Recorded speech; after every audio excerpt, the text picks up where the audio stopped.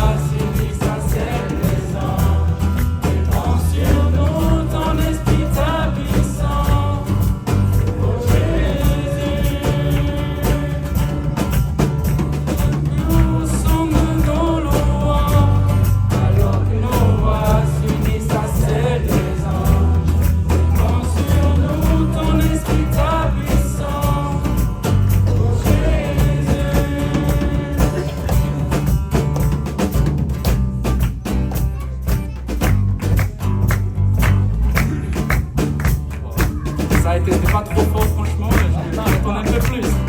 Alors c'est parti, on va vraiment jouer le Seigneur, allez. Jésus, nous chantons ton nom dans ce lieu. Oui, nous aimons ton nom dans ce lieu. Oui, nous te proclamons roi dans ce lieu. Tu es Seigneur des seigneurs dans ce lieu. Jésus, nous chantons ton nom dans ce lieu. Oui, nous aimons ton nom dans ce lieu. Oui, nous t'aimons.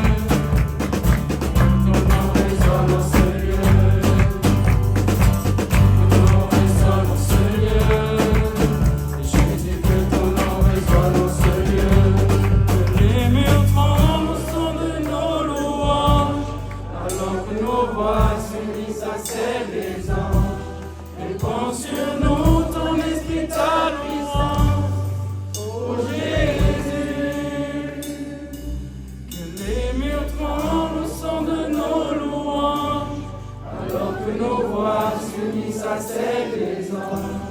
Répands sur nous ton esprit, ta puissance, ô Jésus. Je pense qu'on va applaudir le Seigneur.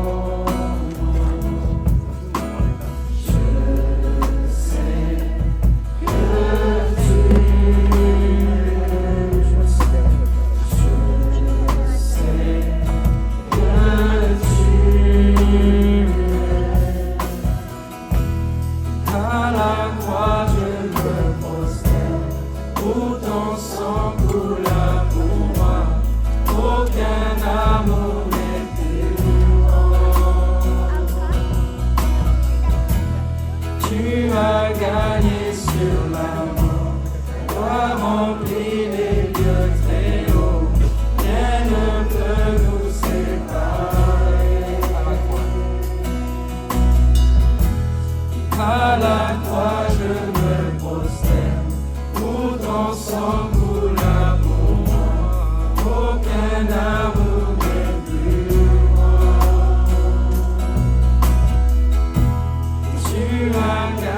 sur la mort, tu as rempli les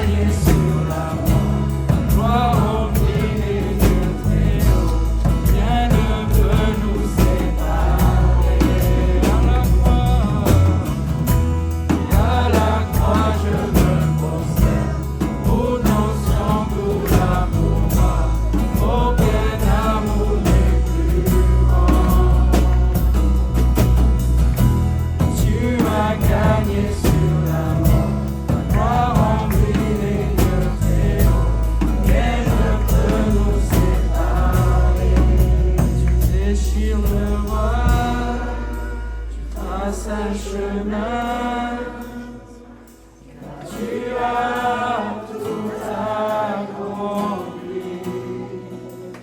Tu déchires le voile, tu traces un chemin, car tu as tout accompli.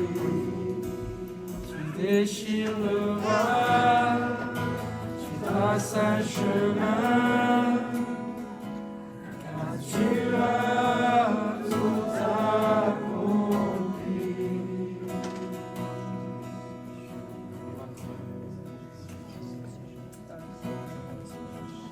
Et à la croix je me prosterne, où ton sang coula pour moi. Aucun amour n'est plus grand. Tu as gagné, Seigneur. Tu as gagné sur la mort. Ta gloire remplit les lieux très hauts. Rien ne peut nous séparer.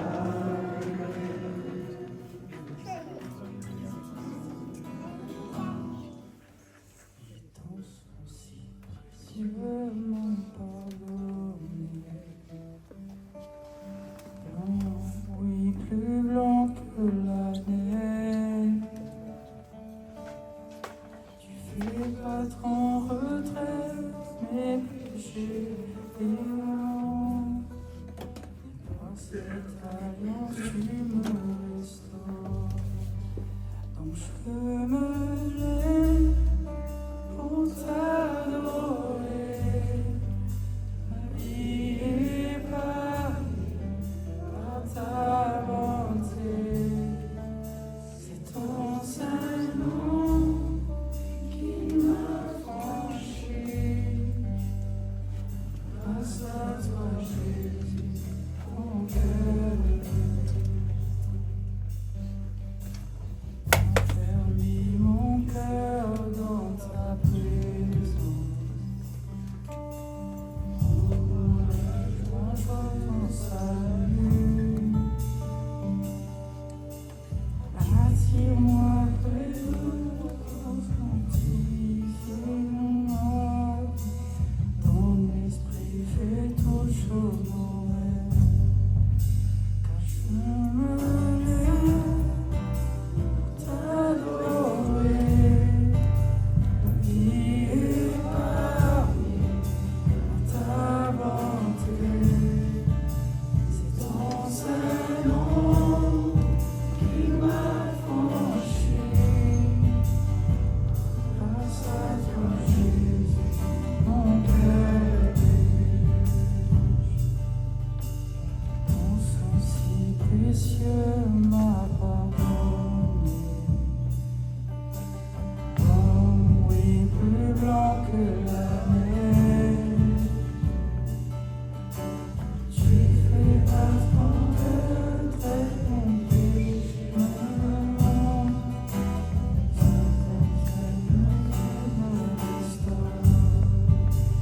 je me lève pour t'adorer. Ma vie est parée par ta bonté. C'est ton saint nom qui m'a franchi. Grâce à toi, Jésus, mon cœur. Grâce à toi, Jésus, mon cœur. Grâce à toi, Jésus, mon cœur.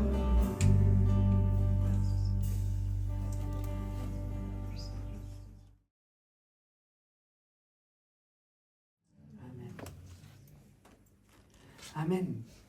Cette matinée est un peu spéciale parce que vous le savez, elle inaugure tout un mois avec dans l'église chaque dimanche un thème particulier qui sera abordé, les défis du chrétien aujourd'hui. Et donc toute l'équipe des prédicateurs s'est préparée pour que dans les 4 prochains dimanches, on puisse développer ce thème.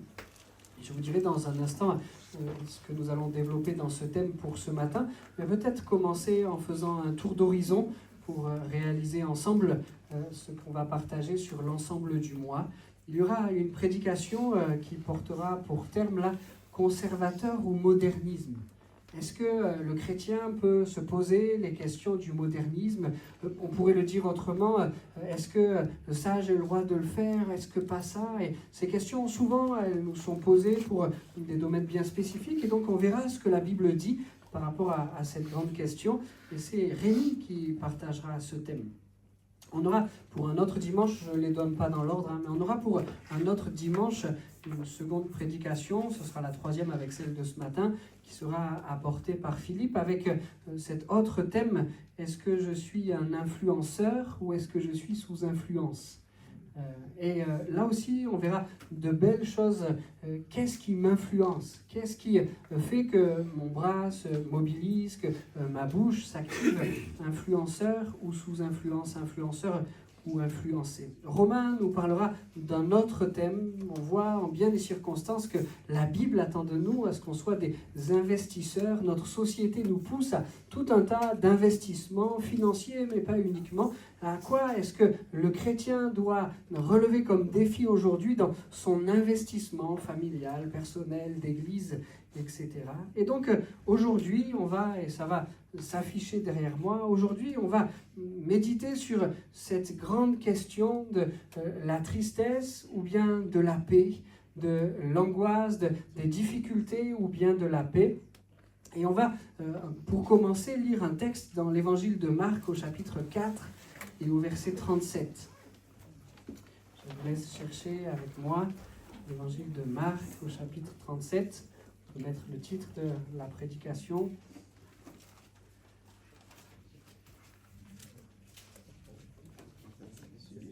Marc chapitre 4, verset 37. Qu'est-ce qu'il y a? Ah, pardon, Marc 4, chapitre 4, verset 37. Non, on ne va pas lire un texte inventé. On va se satisfaire de ce qu'il y a écrit. Marc 4, 37. Il s'éleva un grand tourbillon et les flots se jetaient dans la barque au point qu'elle se remplissait déjà. Et lui, il dormait à la poupe sur le coussin. Ils le réveillèrent et lui dirent « Maître, ne t'inquiètes-tu pas de ce que nous périssons ?» S'étant réveillé, il menaça le vent et dit à la mer « Silence, tais-toi !» Et le vent cessa et il y eut un grand calme. Puis il leur dit « Pourquoi avez-vous ainsi peur? Comment n'avez-vous point de foi ?» Ce récit rapporte certainement le plus grand défi du chrétien, et peut-être encore plus aujourd'hui qu'hier. Arriver à rester tranquille dans un monde qui quelquefois ressemble à une vraie tempête. Vous êtes d'accord avec ça? Rester en paix. Rester serein alors que tout autour de nous, les circonstances et les choses montrent que quelques inquiétudes pourraient venir s'imprimer dans nos cœurs. Notre société est anxiogène. En ce moment, les médias nous montrent bien de sujets qui pourraient venir comme ravir notre paix, comme voler notre paix. Et le chrétien dans tout ça. Et mon défi dans tout ça, est-ce que je le relève de temps en temps, chaque jour, à chaque instant? Ou bien est-ce que je dois reconnaître que quelquefois j'ai l'impression que cette paix, à cause des circonstances d'ici-bas, à cause des circonstances de la vie, que cette paix, elle s'en va ou elle s'amenuise? Est-ce qu'un cœur en paix est possible au milieu de tout ça? Est-ce qu'un cœur en paix est possible au milieu de tout ça? Commençons par dire, ce sera le premier point de cette méditation, le monde nous secoue, mais Jésus nous apaise. Le monde cherche à nous secouer de toutes parts, comme hier les disciples dans cette barque. Les vagues sont hautes, la houle les emmène tantôt à plusieurs mètres de hauteur et l'instant plus tard sous le niveau de la mer. La pluie, la tempête, l'orage, les éclairs. Les disciples étaient dans ce monde qui était le leur, ils étaient ballottés, ils étaient secoués. Mais quelle différence avec l'état de cœur de Jésus qui était dans la même barque, au milieu de la même tempête, sous le couvert des mêmes éléments déchaînés. Lui, il est en paix et il dort. Il faudra que les disciples aillent le secouer, aillent le réveiller. Lui est en paix et il dort. Notre monde nous secoue, Jésus nous apaise. J'aurais voulu ce matin faire avec vous une expérience scientifique. Pour être plus exact, j'aurais voulu faire avec vous ce matin une expérience de chimie. On ne pourra pas faire physiquement cette expérience, je vous dirai pourquoi, mais on va regarder ensemble une vidéo qui, je trouve, est en tout point exactement similaire avec ce qu'on vient de partager, même avec ce texte de l'Écriture. Le monde nous secoue, Jésus nous apaise. Est-ce qu'on peut mettre cette petite vidéo ?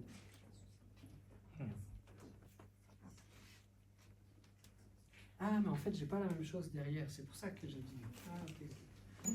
Allez, on peut... Elle a démarré ?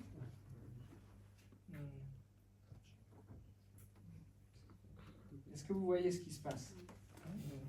Pas grand-chose. Ah. Ah.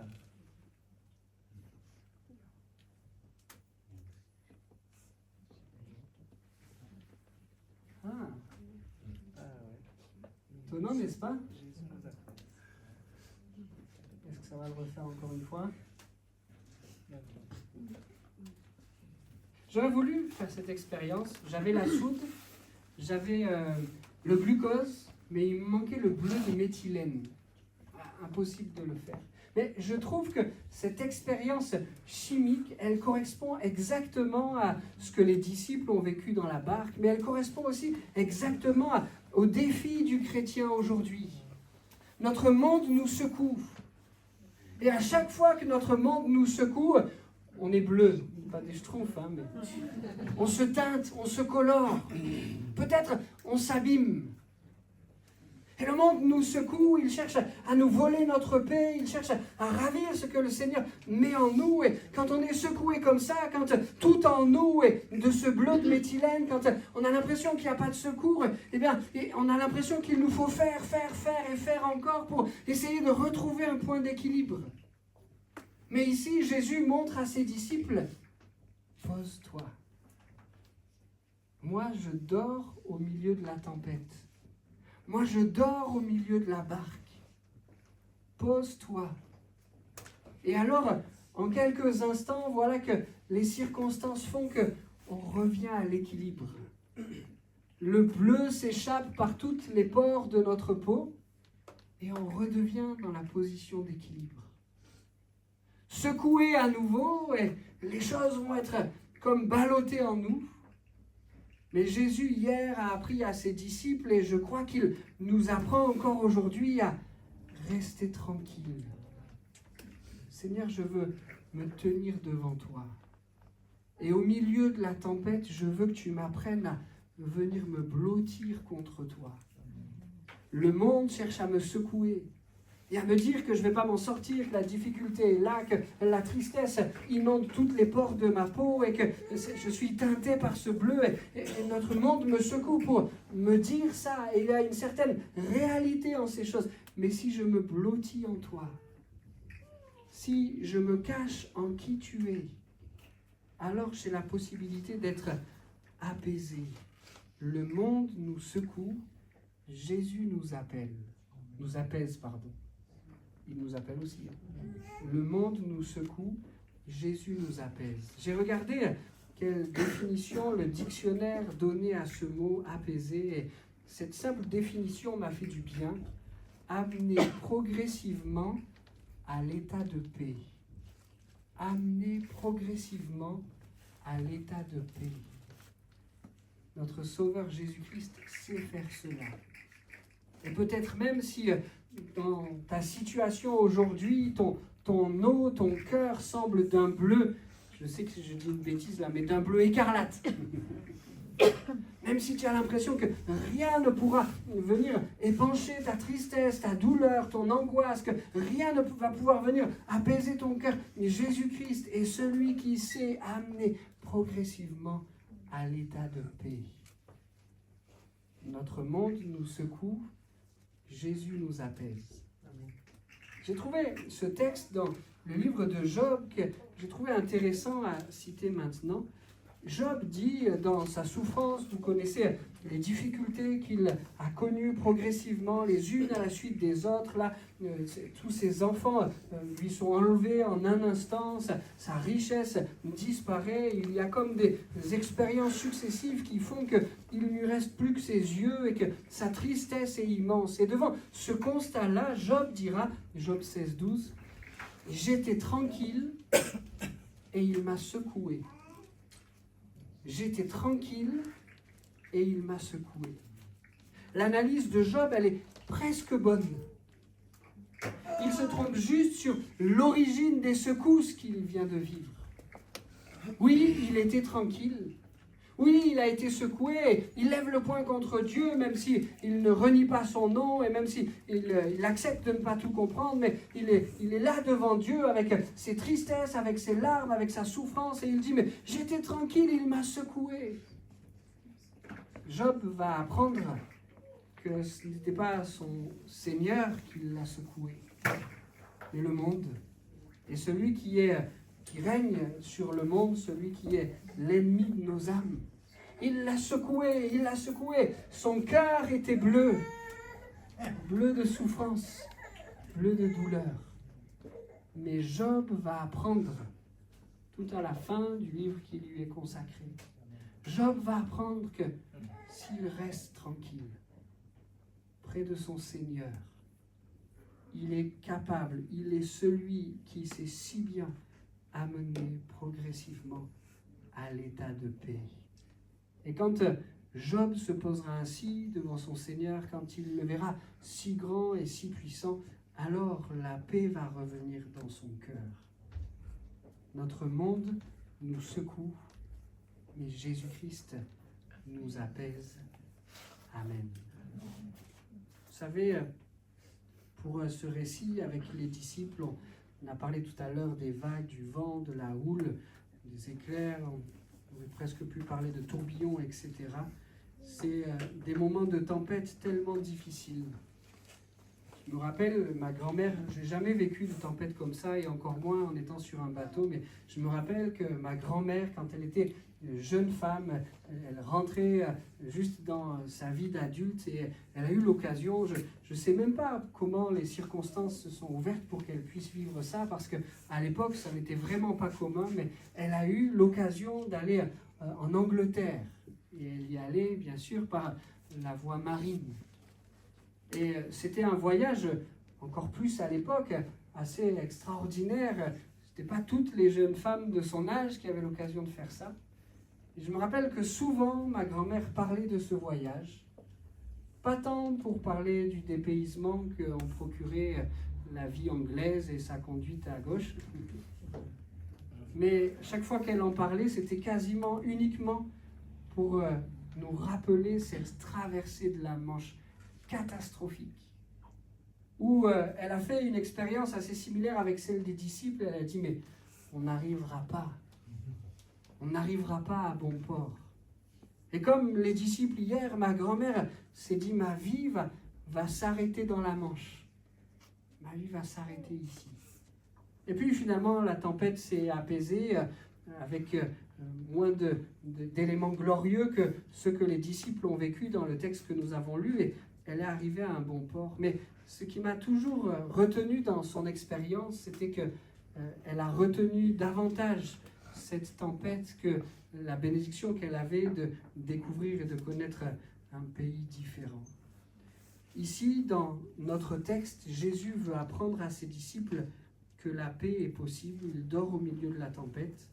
Les disciples ne comprennent pas bien l'enseignement qu'il veut leur donner, ils s'agitent. Peut-être même qu'ils interprètent mal le calme et la paix de Jésus. Mais pourquoi tu dors alors que nous périssons? Ils analysent cela, ils interprètent cela comme un désintéressement de Jésus, alors qu'il veut leur apprendre à rester tranquille, même au milieu de la tempête. Jésus poursuit sa leçon, il les invite à la foi, ils sont encore plus angoissés, ils ont le sentiment là qu'ils perdent la maîtrise de toute la situation, et il faudra d'autres tempêtes pour que les disciples apprennent finalement la leçon, apprennent à rester en paix, même quand tout autour de soi, la situation semble désespérée. Je ne sais pas quelle est ta tempête. Je ne sais pas qu'est-ce qui te pousse à être comme dans une barque malmenée, mais ce que je sais, c'est que Jésus-Christ a la possibilité, a le pouvoir de venir mettre la paix là où elle n'est plus. Il a le pouvoir et la capacité de t'apaiser, et lui seul sait le faire. Merci Seigneur pour cela. Croire que Jésus-Christ est tout-puissant pour calmer la tempête comme cela, comme il l'a fait avec les disciples. Croire qu'il peut le faire encore aujourd'hui, c'est tellement précieux, c'est tellement bon, c'est mon état de cœur et je vous invite à cette foi-là, quelle que soit votre situation de tempête. Mais croire à cela, ça ne signifie pas que le chrétien n'a pas le droit de stresser, qu'il n'a pas le droit de connaître quelques moments un peu d'incertitude ou peut-être même d'angoisse. Il y a quelquefois cette pensée qui est véhiculée, puisque Jésus est dans notre barque, puisqu'il a toute capacité pour apaiser la tempête en un instant, alors ce serait péché que d'avoir quelques inquiétudes parfois. Ce serait péché que d'être dans l'angoisse parfois. Je crois que c'est un mauvais raisonnement. D'ailleurs, la Bible nous présente même, on a médité ce texte il n'y a pas très longtemps dans le cadre d'une réunion précédente, Jésus-Christ a été angoissé, Gethsémane, les grumeaux de sang qui perlent sur son front, Luc 22, 44, l'angoisse le saisit, sa prière se fit de plus en plus pressante, sa sueur devint comme des gouttes de sang qui tombaient à terre. C'est pas un péché. Que fait Jésus dans ce moment-là? Il prie et Dieu le fortifie.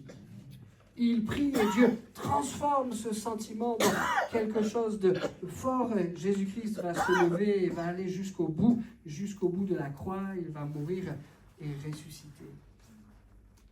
Ça rejoint notre expérience. Le monde cherche à nous agiter, mais Jésus apaise. Le monde a cherché, le malin a cherché à secouer Jésus pour lui donner de fuir la croix. Mais Jésus a su où était sa place, en communion avec le Père. Et son angoisse a laissé la place à une conviction forte, c'est la volonté du Père. Et je vais aller jusqu'au bout. Je crois qu'il ne faudrait pas culpabiliser celui qui est dans un moment de stress ou d'angoisse. Mais enfin, aie un peu de foi, Jésus est dans ta barque ou pas? Allez, remue-toi, ça va aller. Il est capable d'arrêter la tempête en un instant. Oui, il est capable d'arrêter la tempête en un instant. Mais faire ça auprès de celui et celle qui est dans la tempête et dont le cœur est bleu, vous comprenez pourquoi je dis ça? Secouer comme ça son frère et sa sœur, c'est maintenir le bleu. Allez, mais enfin, un peu de foi. Jésus est dans ta barque, et ben on le secoue. Le cœur reste bleu. Il n'a pas besoin de ça. Il a besoin, allez mon frère, ma sœur. Je vais prier avec toi, on va se tenir dans la présence de ce Jésus. Parce que lui est capable d'amener progressivement à un état de paix. Et il va le faire pour toi.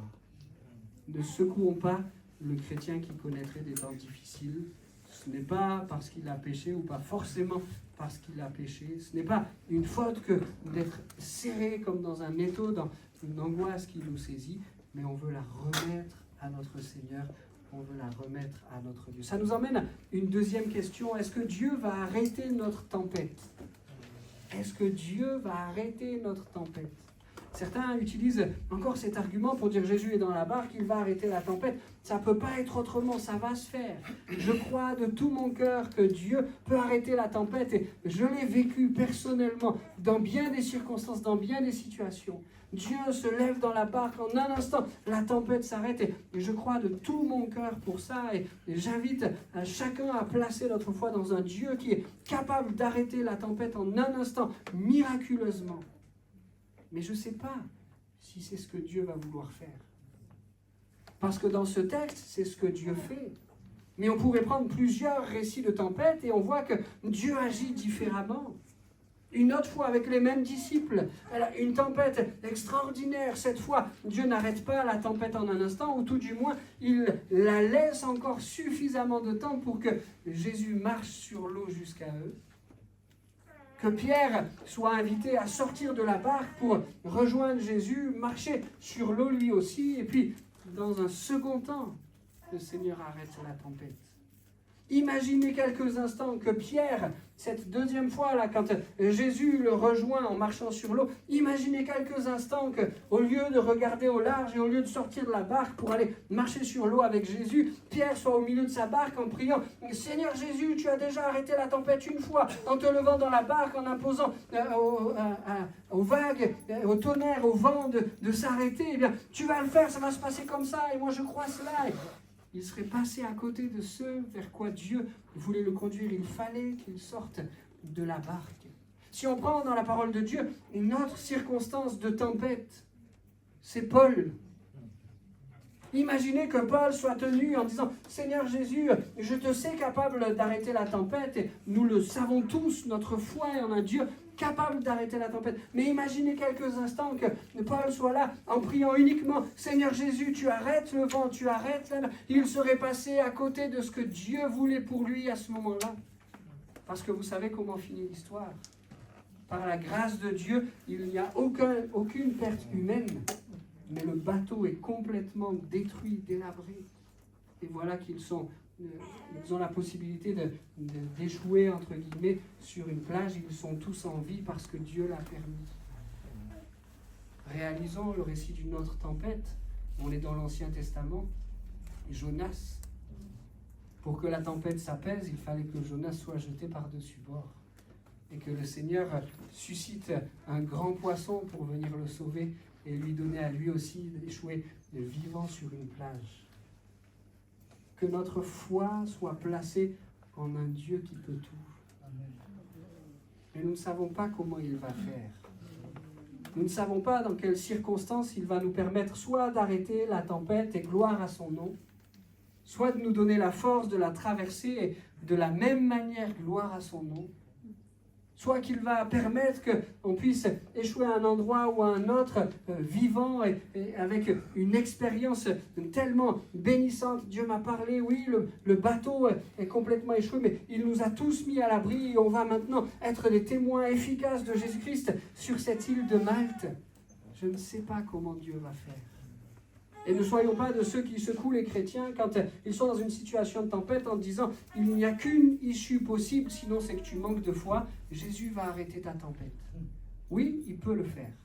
Gloire à son nom. Et on prie pour ça. Mais oui, il permettra aussi peut-être que tu traverses cette tempête. Ce n'est pas lui qui l'aura arrêtée, mais il t'aura donné les forces pour la traverser. Ou bien il te permettra que tu sortes victorieux de ces moments-là en t'ayant appris quelque chose. Personne ne sait comment Dieu va faire dans la tempête. Nous, il nous faut simplement, comme Jésus l'a appris à ses disciples-là, nous tenir dans la paix devant lui. Notre monde nous secoue, mais Jésus nous apaise. Amen. Merci. Merci mon Seigneur pour cela.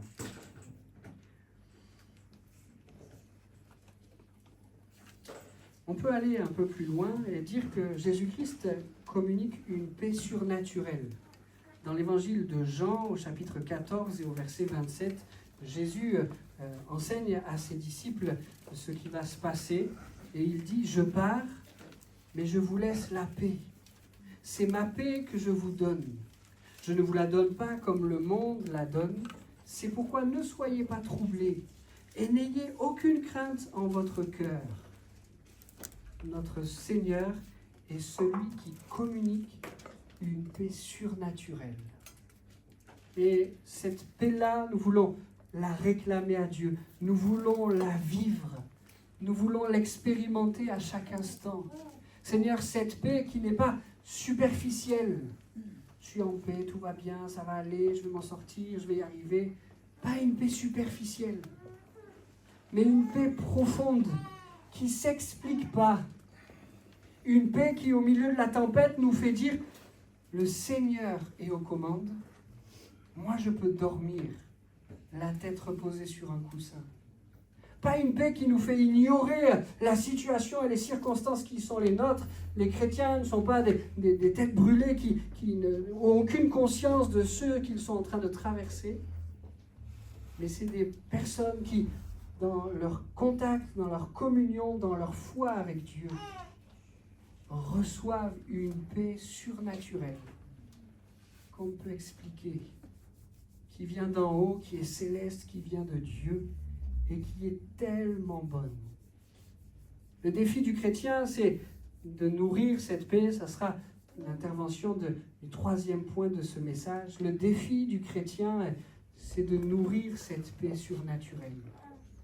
Il y a bien des choses, il y a bien des éléments qui voudraient venir nous les voler, nous les enlever. D'ailleurs, Jésus-Christ dit à ses disciples qu'il leur donne une paix toute spéciale et toute surnaturelle, mais il ne leur dit pas, et c'était le thème du don spirituel de tout à l'heure, il ne leur dit pas qu'il n'y aura pas d'épreuve. C'est le même Seigneur, c'est le même Sauveur qui dit aux mêmes disciples, au chapitre 16 de l'évangile de Jean, « Il fallait que je vous dise aussi cela pour que vous trouviez la paix en moi.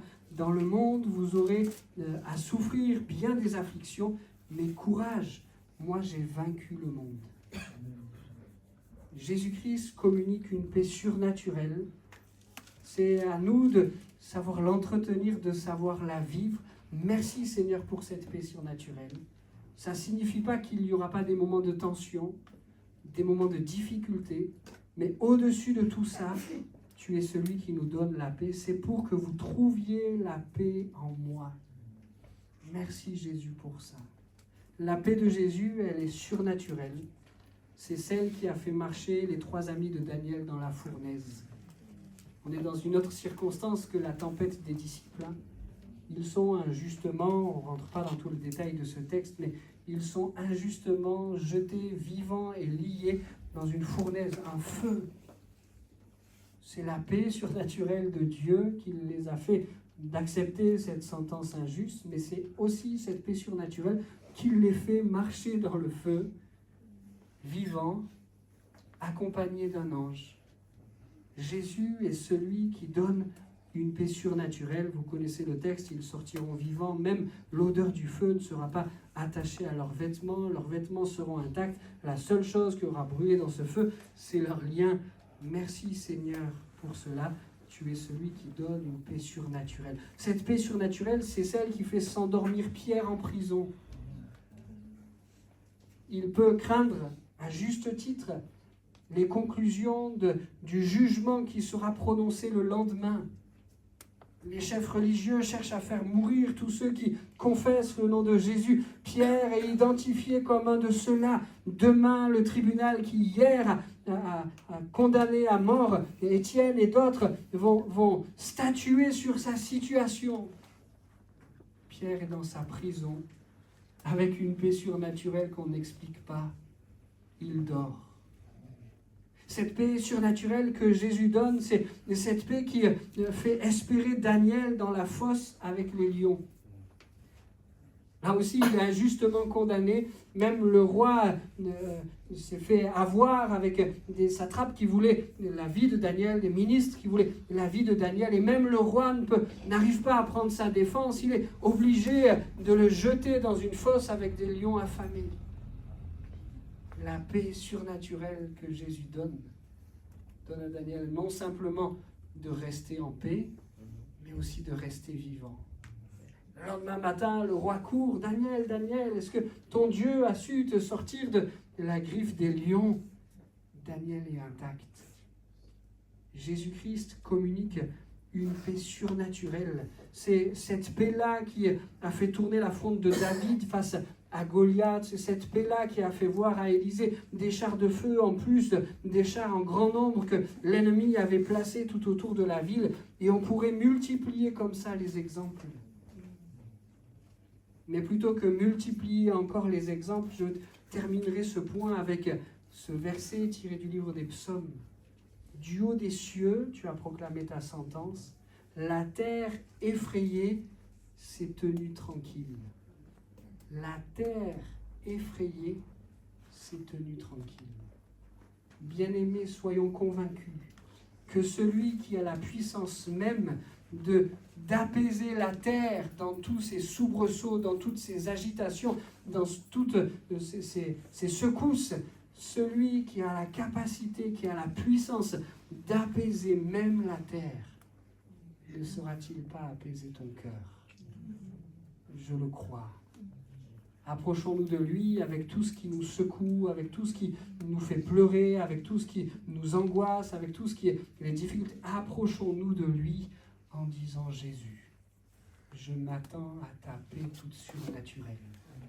Toi qui es capable en un mot d'apaiser même la terre et ses soubresauts, apaise mon cœur et il le fera.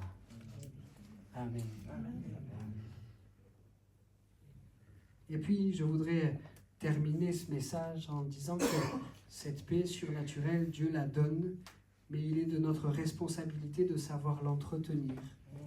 Si quand le monde nous secoue, on se secoue aussi vite que lui en disant il faut faire et voilà ce que je mets en place et qu'on se secoue soi-même aussi fort que ce que le monde nous secoue déjà, dans des emplois du temps débordés, etc. Ce n'est pas ce qui nous permettra de retrouver notre apaisement. Mais si on sait dans ces moments-là s'approcher de Jésus, comme on l'a partagé jusque-là, lui nous redonnera cette tranquillité. La paix, elle s'entretient par la prière. C'est ce que Paul apprend à Timothée, que l'on prie pour les rois et pour tous ceux qui sont au pouvoir, afin que nous puissions mener à l'abri de toute violence et dans la paix une vie qui exprime dans tous ses aspects notre piété et qui commande le respect. Ici, l'apôtre invite Timothée à prier pour la paix. Et nous voulons être de ceux-là, de ceux qui le font non simplement pour le gouvernement, et on veut mener cette prière-là, notamment dans les situations que l'on vit au niveau national, au niveau international. On veut prier pour les rois, pour tous ceux qui sont au pouvoir, mais on veut aussi prier pour que cette paix surnaturelle que Dieu donne, elle puisse être ce que l'on vit, ce que l'on expérimente à toutes les échelles, aux échelles de notre vie personnelle, aux échelles de nos vies familiales, aux échelles de notre travail, et aussi bien sûr, puisque ce texte parle de cela, au niveau des autorités de notre pays et même de notre monde. Seigneur, cette paix-là, surnaturelle que tu donnes, elle s'entretient déjà par la prière. L'auteur du livre aux Hébreux va même plus loin, il parle plus simplement d'alimenter, de nourrir cette paix par la prière, mais il dit de le faire avec tous nos efforts. Hébreux 12, 14. Faites tous vos efforts pour être en paix avec tout le monde et cultivez la sainteté sans laquelle nul verra le Seigneur.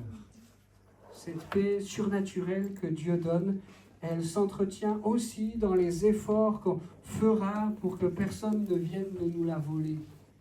Et s'il y en avait qui cherchaient querelle, je veux mettre tous mes efforts pour rester dans une situation de paix.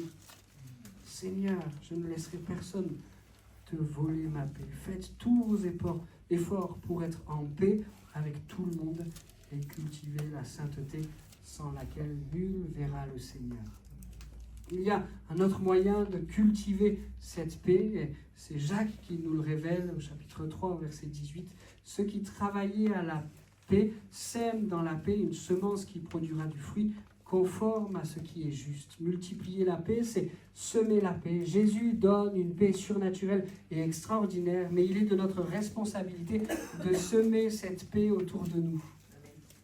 C'est beaucoup plus facile de semer quelques divisions avec un voisin perturbant que de semer la paix. C'est beaucoup plus facile de semer avec un patron qui a un caractère innommable. C'est beaucoup plus facile de semer quelques discordes que de semer la paix. C'est beaucoup plus facile de semer la discorde avec son banquier qui est incessant parce qu'il vient réclamer des traites impayées que de semer la paix. Et on pourrait multiplier encore les exemples. Seigneur, dans ton immense grâce, tu nous as mis au bénéfice d'une paix surnaturelle. Aide-moi à la semer largement autour de moi pour qu'elle se multiplie. Paul dit aux Thessaloniciens, toujours dans cette même idée de multiplier la paix, qu'il faut mettre votre honneur à vivre tranquille, à vous occuper de vos affaires et à travailler de vos mains, comme nous vous l'avons recommandé. Mettre son honneur à multiplier la paix autour de nous, à travailler à ce que cette paix, elle se répande autour de notre foyer. Le livre des psaumes, je voudrais m'arrêter un instant là-dessus. Psaume 131, verset 1, Cantique des degrés de David, Éternel, je n'ai ni un cœur qui s'enfle, ni des regards hautains. Je ne m'occupe pas de choses trop grandes et trop relevées pour moi. Loin de là, j'ai l'âme calme et tranquille, comme un enfant sevré qui est auprès de sa mère. J'ai l'âme comme un enfant sevré.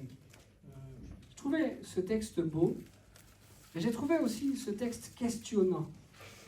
David dit, j'ai pas cherché des choses trop relevées pour moi. On connaît quel a été le caractère de David.